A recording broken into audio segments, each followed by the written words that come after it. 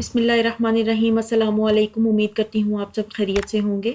आज का हमारा टॉपिक है cytoskeleton, its structure and function. आज हम साइटोस्केलेटन को बहुत डिटेल में डिस्कस करेंगे। Skeleton of cell is called cytoskeleton. जैसे बॉडी का स्केलेटन हमें शेप, स्ट्रेंथ, सपोर्ट और मूवमेंट प्रोवाइड करता है, इसी तरह सेल के अंदर भी स्केलेटन होता है जो सेल को सपोर्ट, शेप और स्ट्रेंथ प्रोवाइड करता है, ताकि अगर सेल के ऊपर कोई वजन पड़ रहा हो तो वो पिचक ना जाए, अपनी शेप मेंटेन रखे, क्योंकि जब वो अपनी शेप मेंटेन करेगा तो बेस्ट फंक्शन परफॉर्म करेगा। प्लांट सेल में ये फंक्शन सेल वॉल परफॉर्म करती है। It is also called cell framework and the main function is to provide support and shape. Basically cytoskeleton होता क्या है? सेल के अंदर नेटवर्क होता है धागों का, यानी फिलामेंट्स का, माइक्रोफिलामेंट का, ट्यूब्यूल्स का। इस फ्रेमवर्क को या नेटवर्क को साइटोस्केलेटन कहते हैं, और ये जो धागे होते हैं ये प्रोटीन से मिलकर बने होते हैं। We will discuss all these in detail. There are three types of cytoskeleton. The first one is microfilament, the second one is intermediate filament, and the third one is microtubules. The first one is microfilament. इसको हम actin filament भी कहते हैं क्योंकि ये actin protein से मिलकर बनते हैं। और माइक्रोफिलामेंट क्यों कहा जाता है? क्योंकि ये सबसे स्मॉलेस्ट फिलामेंट है, यानी पतले धागे की तरह। इसकी थिकनेस जो है वो 7 नैनोमीटर होती है। माइक्रोफिलामेंट बनते कैसे हैं? माइक्रोफिलामेंट का जो मोनोमर है, जाहिर है वो एक्टिन प्रोटीन है। तो उस प्रोटीन को हम जी एक्टिन या ग्लोब्यूलर एक्टिन कहते हैं। जी एक्टिन मोनोमर मिलके पॉलीमर बनाएंगे जिसे हम एफ एक्टिन यानी फिलामेंट एक्टिन कहते हैं। इस तरह के दो पॉलीमर आपस में मिलके हेलिकल स्ट्रक्चर बना देंगे, लाइक डीएनए स्ट्रक्चर, ताकि ये मजबूत स्ट्रक्चर बन जाए। अब हम इसको माइक्रोफिलामेंट कहेंगे। These are the smallest and very flexible filament in all the cytoskeleton type. What is the function of microfilament? The first one is cytokinesis. ये वर्ड आपने माइटोसिस और मियोसिस में सुना होगा कि इन प्रोसेसेस के बाद साइटोकाइनेसिस होती है। आफ्टर प्रोफेज, एनाफेज, टीलोफेज, इन सब फेजेस के बाद अब एक सेल ने दो में डिवाइड होना होता है। उसमें माइक्रोफिलामेंट अपना रोल प्ले करते हैं। इसमें होता यह है कि सेल के सेंटर में माइक्रोफिलामेंट बनने शुरू हो जाते हैं और ये माइक्रोफिलामेंट सेल को खींचना शुरू कर देते हैं। और ये माइक्रोफिलामेंट जो डिवीजन के दौरान सेल के सेंटर में बनते हैं तो एक रिंग सी बन जाती है। इस रिंग को हम कॉन्ट्रैक्टाइल रिंग कहते हैं। The second one is cell migration और मूवमेंट। सेल की माइग्रेशन या मूवमेंट या सेल को फ्लेक्सिबिलिटी प्रोवाइड करने का काम जो है वो माइक्रोफिलामेंट करता है।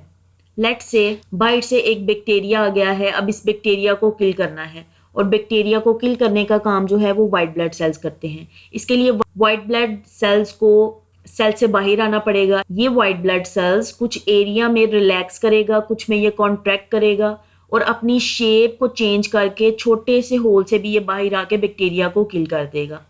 The next function is cell extension. Microfilament कुछ सेल के अंदर सेल एक्सटेंशन बना रहा होता है। सेल के अंदर माइक्रोविलाई प्रेजेंट होते हैं। Microvilli is like a finger like projections, और माइक्रोविलाई प्रेजेंट होते हैं डाइजेस्टिव सिस्टम में। स्पेसिफिकली अगर बात करें तो ये स्मॉल इंटेस्टाइन में प्रेजेंट होते हैं। इनका काम क्या होता है? ये सरफेस एरिया को इंक्रीज करते हैं। जितना ज़्यादा सरफेस एरिया होगा उतनी ज़्यादा जो है वो फूड की एब्जॉर्प्शन होगी। ये माइक्रोविलाई माइक्रोफिलामेंट की वजह से ही बनते हैं। The next function is muscle contraction.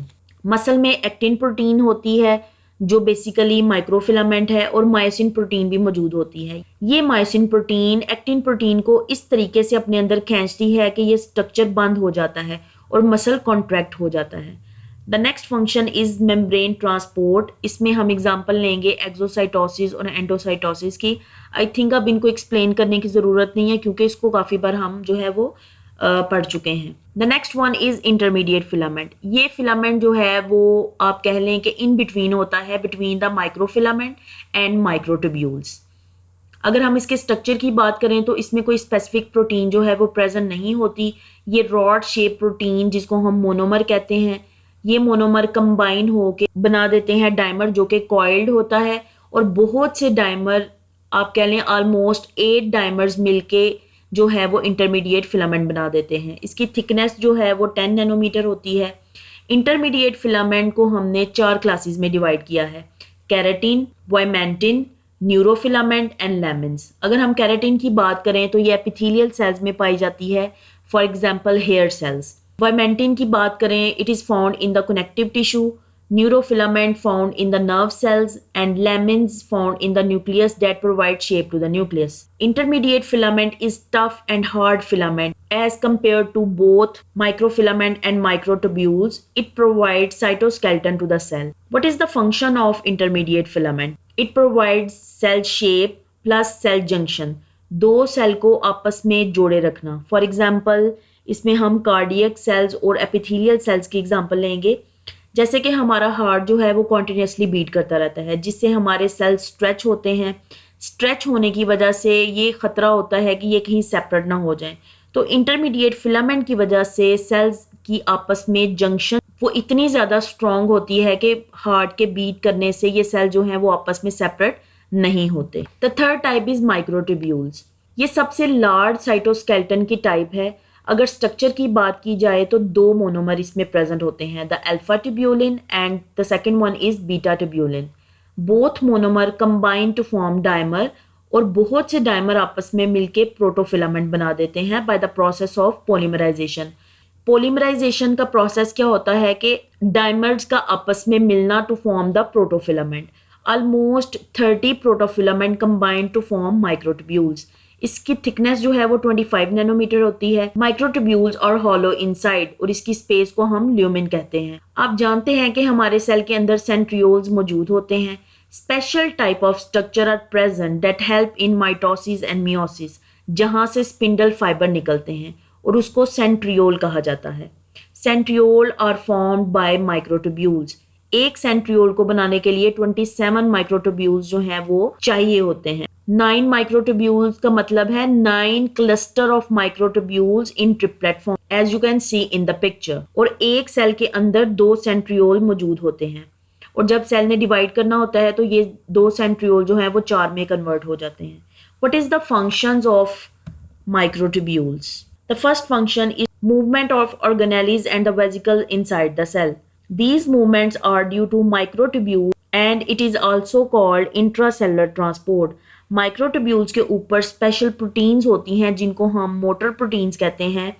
कोई भी वेजिकल जिसने ट्रेवल करना होता है, फॉर एग्जांपल हम नर्व सेल की एग्जांपल ले लेते हैं, उसमें माइक्रोट्यूब्यूल प्रेजेंट है और माइक्रोट्यूब्यूल के ऊपर जो है वो मोटर प्रोटीन्स प्रेजेंट होती हैं, और मोटर प्रोटीन्स के ऊपर वो वेजिकल प्रेजेंट होता है जिसके अंदर न्यूरोट्रांसमीटर है जिसने सिग्नल जो है वो सेल के बाहर भेजना है. सो मोटर प्रोटीन जो है वो स्लाइड ओवर करती हैं माइक्रोट्यूब्यूल्स के ऊपर and send the vesicle outside the cell.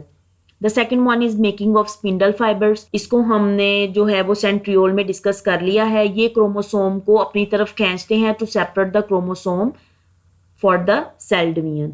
The next one is cilia and the flagella. इन दोनों की सिंथेसिस माइक्रोट्यूब्यूल की वजह से होती है. स्पर्म सेल और बैक्टीरियल सेल फ्लेजेला की एग्जांपल में आ जाएगा, और अगर हम सीलिया की एग्जांपल है that is respiratory tract.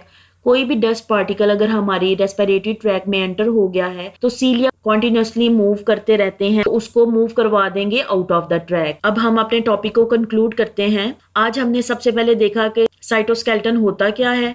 Next हमने इसकी टाइप्स को डिटेल में डिस्कस किया. सबसे पहले हमने माइक्रोफिलामेंट को देखा, देन उसके फंक्शंस को. The second type is intermediate filament and it's functions, and the last one is microtubules and it's functions. That's all about today's topic. Thank you so much.